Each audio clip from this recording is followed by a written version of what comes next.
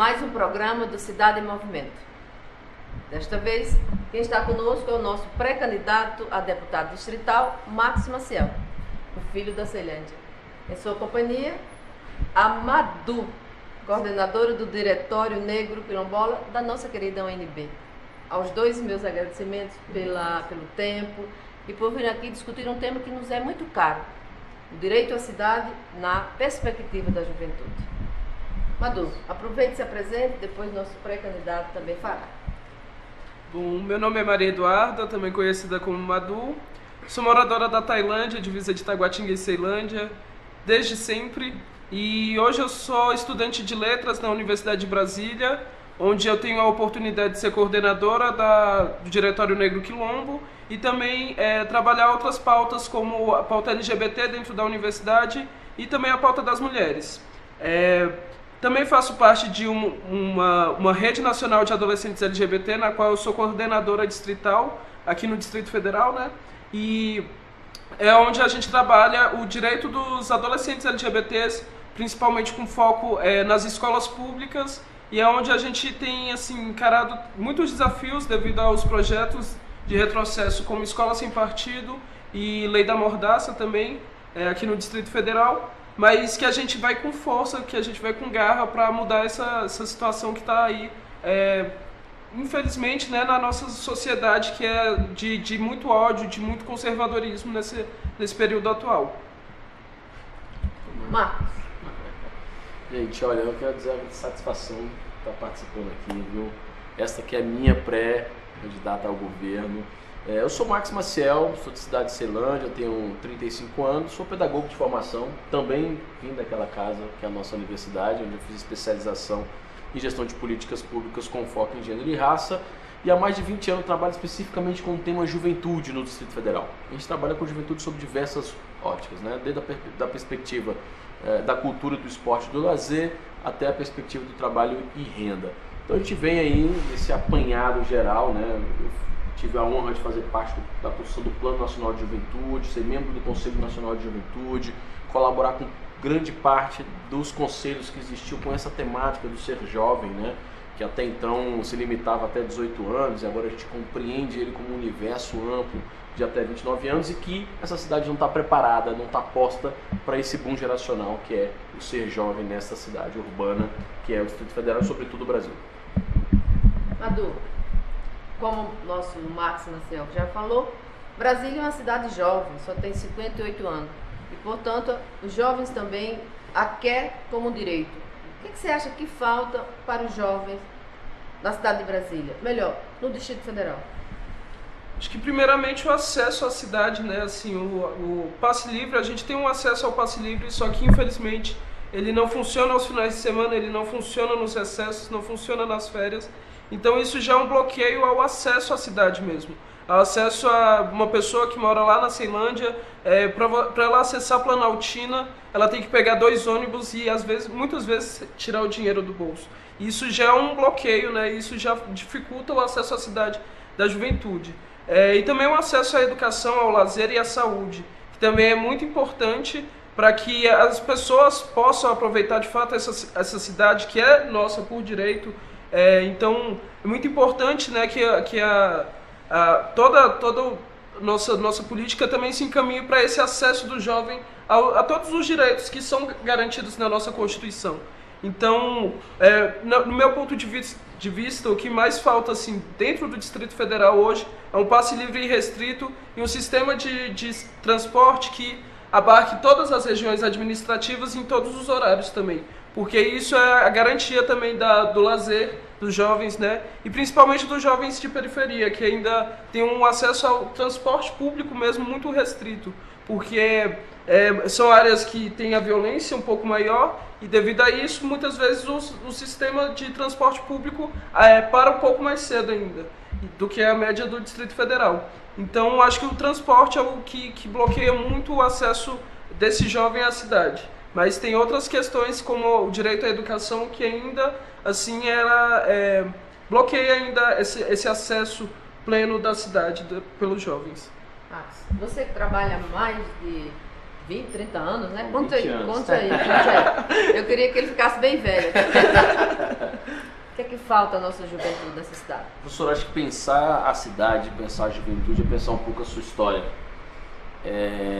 Nós temos uma cidade que, ao mesmo tempo que ela tem o maior índice de desenvolvimento humano, ela também carrega um dos piores índices de vulnerabilidades. A cidade que se constituiu, o DF, ela se constituiu muito em torno de cidades dormitórios, pois a lógica que se dava é essa lógica de que o centro ia abarcanhar toda essa vanguarda do bem viver, do progresso, do trabalho e da renda. Então, primeiro nós precisamos entender que nós precisamos mudar a lógica de cidade e fazer com que cada cidade, cada periferia também passe a ser o centro de criação, de inovação, de impulsionar novas tecnologias, novos olhares para mudar a sua reflexão do que é a sua cidade sobre a sua ótica, né?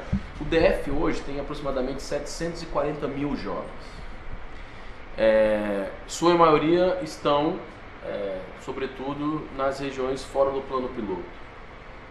E que estão nessa cidade que eu falei que é dormitório. Então é uma cidade que não tem perspectiva dele usufruir. Imagina, nós temos uma população jovem que não permite mais aquela da década de 80 até início de 90, simplesmente estar 10 horas da noite em casa, né? Ele quer usufruir de tudo. E política para a juventude, ações para a juventude, professor, é uma sobreposições de estratégias.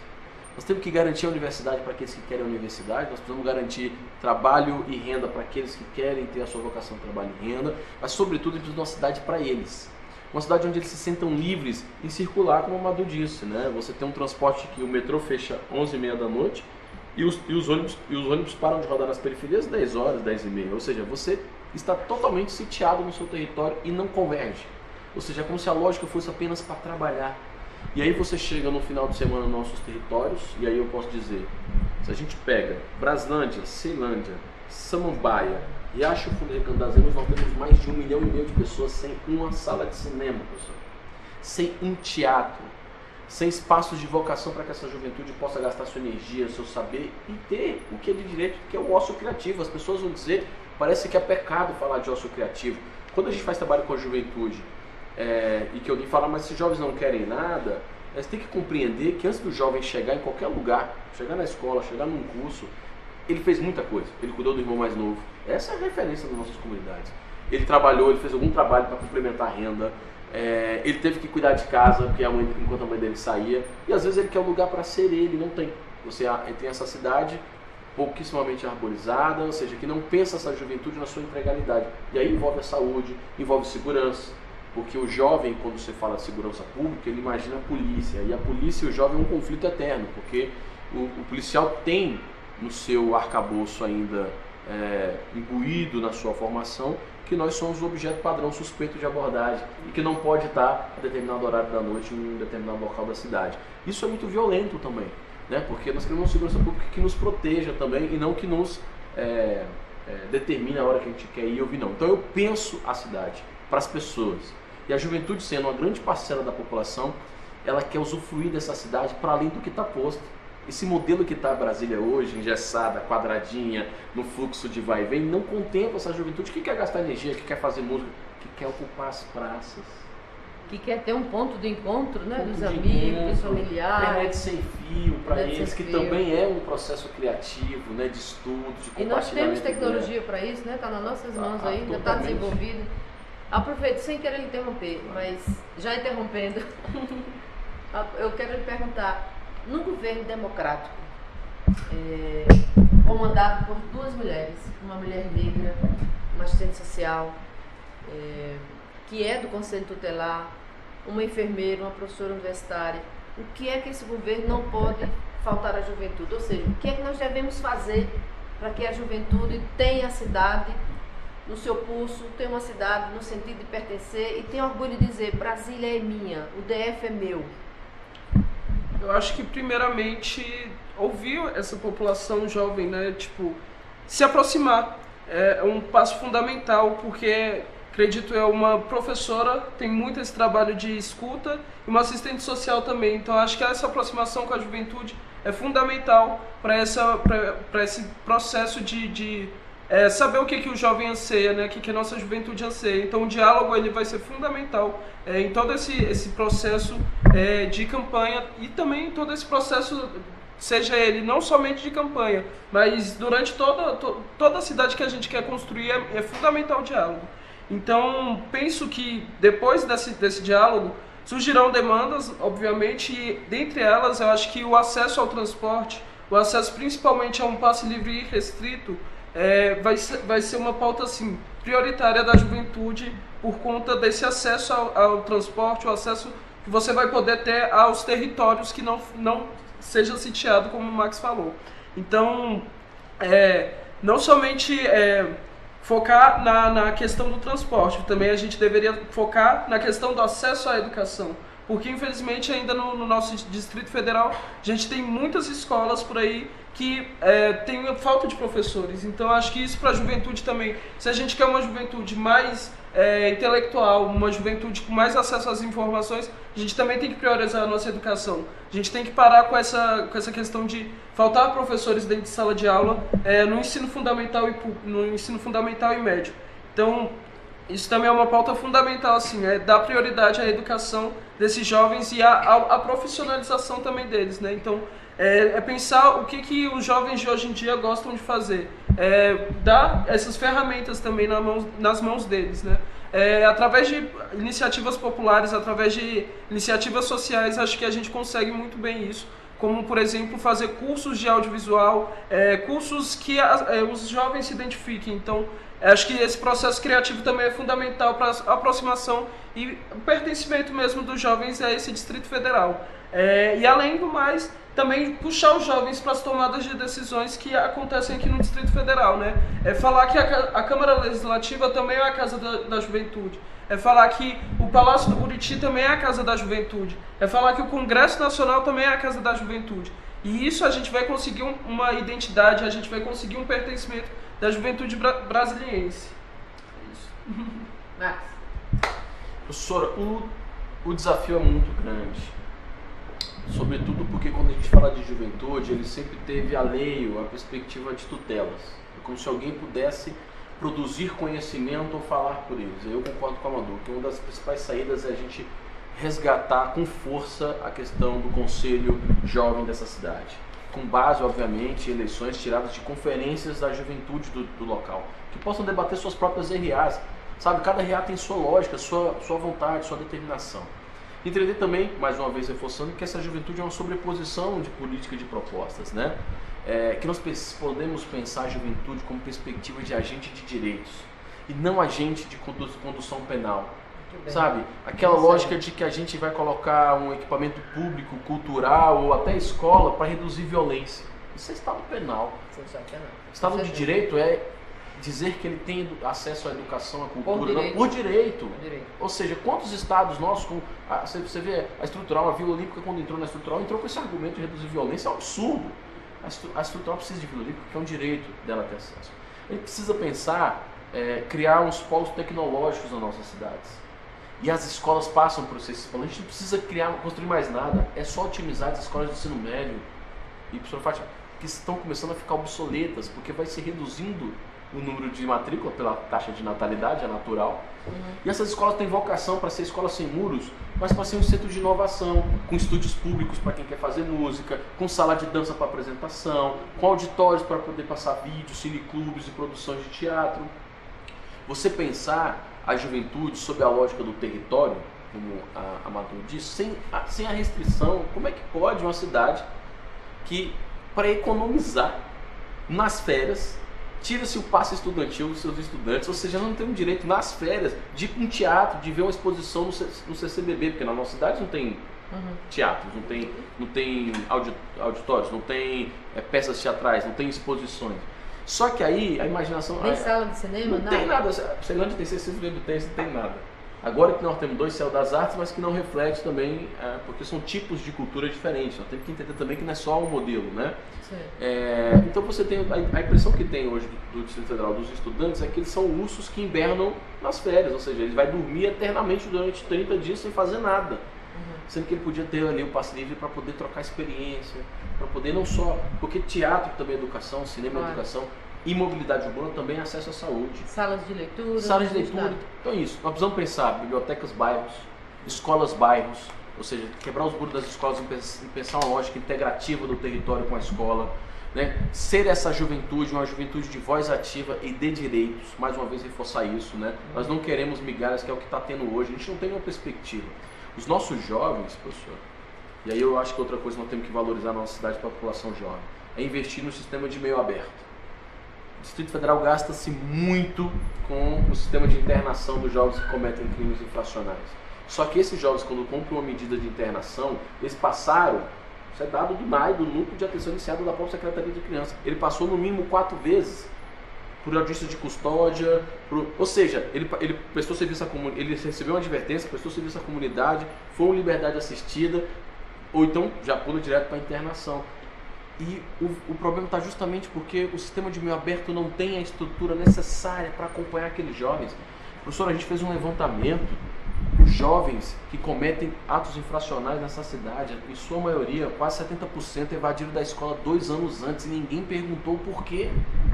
Os nossos jovens evadem da escola e ninguém vai atrás deles. Acha que assim, não, é porque eles não querem nada com a vida. Não querem estudar, não querem Mas não faz uma nova reformulação do ensino médio, uma nova reformulação arquitetônica, e a gente acaba, e aí eu sempre gosto de dizer, perdendo por uma violência que ela não fala nada, ela simplesmente agrega, ela simplesmente acolhe. Ela não faz recrutamento, ela não bota condicionante se a pessoa está brigada com a mãe. Não se antecipa, né? Não, e a gente cria um monte de condicionante, cria uma burocratização. É pensar, professora Fátima, por exemplo, uma proposta para a juventude nessa cidade como o Jovem Candango, que é uma pauta que o governo diz muito, mas que é uma pauta que só bota o jovem na administração pública. Ninguém pergunta o que ele quer ser. E por que esse jovem não pode receber durante 1 ano uma bolsa para investir no que ele quer ser? Se ele quer ser skatista, se ele quer ser músico, se ele quer ser um cara do audiovisual, se ele quer fazer teatro. Aí as pessoas vão dizer, mas ele não pode ser um bom ator. E quem disse que ele pode ser um bom administrador? Vai terminar 1 ano no Jovem Candango e ele pode ir embora. Por isso que nós temos aquela proposta de transformar a casa do governo num espaço cultural de formação de habilidades para a juventude. E para encerrar, eu acho que é isso. Nós temos muito recurso mal direcionado. Mas antes eu queria fazer uma pergunta, vale para os dois, vocês já aproveitem e façam as suas recomendações finais. Mas assim, nós estamos vivendo um problema muito sério na política, né? É visível o distanciamento dessa juventude, né? Eu gosto de dizer assim, que na minha época, né, nós éramos revolucionários, nós acreditávamos, claro que nós tínhamos uma missão comum, que era o processo da democratização do país, né? Estávamos enfrentando o regime militar e todo o processo da redemocratização. Qual é a pauta dessa juventude hoje? Será que nós não vamos conseguir trazer esses jovens para fazer a defesa da democracia, para exercer seu direito de voto? O que vocês pensam sobre isso? Eu acho que, primeiramente, a gente precisa aproximar esse jovem. Ele precisa se identificar novamente com todo esse processo eleitoral. Porque acho que todo esse distanciamento que a gente vê hoje da juventude é exatamente por não se ver representado em todos esses velhos políticos que estão aí, né? Então, esse distanciamento foi natural devido a todas essas questões de velha política, e o descrédito que a política também vem tendo no nosso país devido aos escândalos, né? Então a gente precisa, como o Max bem pontua também, reencantar a juventude. Então é um desafio muito grande, só que acho que a gente consegue isso se aproximando mesmo.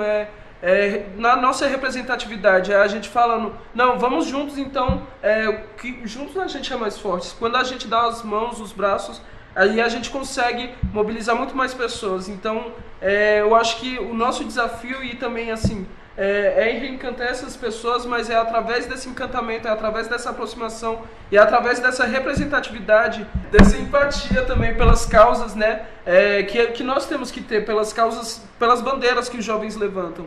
Então, é através dessa aproximação que a gente vai conseguir encantar essa juventude. E pensando em propostas, acho que a gente deve ressuscitar realmente o Fórum da Juventude dentre as RAs, e não somente isso, acho que também é aproximar os jovens da política mesmo, falar, propor alguma coisa para algum programa assim, de visita mesmo à Câmara Legislativa, como é que se faz esse processo de leis dentro do Distrito Federal, o que é a LODF, o que é todo esse processo político que a gente vive, não só no Distrito Federal, mas em todo o Brasil, para tentar aproximar um pouco mais o jovem e também efetivar reformas que são muito importantes nesse âmbito, como uma reforma política que a gente precisa também para trazer de volta esse espírito de garra da juventude. Então, repensar juntamente com a juventude é um processo indispensável para esse futuro aí da política brasileira e que a gente tem que focar bastante porque a gente precisa reencantar a juventude. Muito bem. Max? E é encantar para transformar, né, professor? Porque o problema que a juventude hoje ela tem criminalizado, não é que a juventude tem criminalizado, porque o que ela vem escutando nos últimos anos é uma criminalização da política. Não podemos fingir que não aconteceram coisas ou que não tiveram coisas nesse Brasil que nos deixa muito triste do processo político. O problema é que a forma como se deu a política, como se dá a política, é da mesma lógica de séculos atrás. Mesmo agrupamento familiar, mesma perspectiva do poder econômico, ou seja, a juventude na ordem do dia querendo sobreviver à custa de qualquer trabalho informal, evadindo da escola a qualquer custo, se envolvendo com a criminalidade pela lógica do seu próprio território, e ninguém acredita nele de verdade. Para trazer a juventude para dentro desse espaço, é olhar no olho dele e falar, cara, você pode. Sabe, vem somar com a gente. Essa cidade é sua. Essa cidade é sua. É fazer voltar essas escolas, professor, os grêmios estudantis, para começar a trabalho de base na escola e decidindo. Isso é lei. A gente manda PEDAF para as escolas, e quantos estudantes debatem de fato o recurso do PEDAF na sua escola? Será que realmente está indo para o que o estudante quer? Quando a gente começar a exigir isso, o estudante vai começar a se encantar, porque ele começa a perceber que a transformação pode ser no micropoder, é engajar movimentos sociais, a trabalhar dentro do território juntamente com o Estado, não substituindo ele, mas juntamente com o Estado. Sabe? É fazer trabalho conjunto com a sociedade civil, é mostrar para esse jovem que ele tem poder, que ele tem voz, que ele pode reclamar. Onde é que esse jovem hoje tem um espaço de reclamar? Se não for na rede social. E quem escuta ele na rede social, além dos seus próprios amigos? Então é o seguinte, a saída. Eu acredito muito, professora Fátima, que nós temos, não somos a salvação 100%, mas nós temos muito que encantar nessa cidade. Temos muito cimento para ser muito, jogado porque na rua aí. porque nós estamos indo com um coração muito verdadeiro, não de pensamentos de que alguém nos disse, formulando a Universidade da Saúde, na Faculdade da Saúde, na UNB, dizendo, olha, a Ceilândia pode ter também o direito à universidade, olha aqui, sabe? Isso a gente já começou a fazer. Muito tempo, né? Na área da saúde. Então, assim, tem saída, e eu não tenho dúvida, a juventude, sobretudo a juventude, a mulher, ela tem aí uma voz importantíssima na saída para o Distrito Federal. Eu acredito que a saída está nessa galera, essa galera que durante muito tempo o pessoal não quiseram ouvir eles. Tem saída, porque senão nós ou desistimos ou resistimos. Como somos filhas e filhos da luta, vamos resistir. Convido vocês para o próximo programa do Cidade em Movimento. Segurança Pública.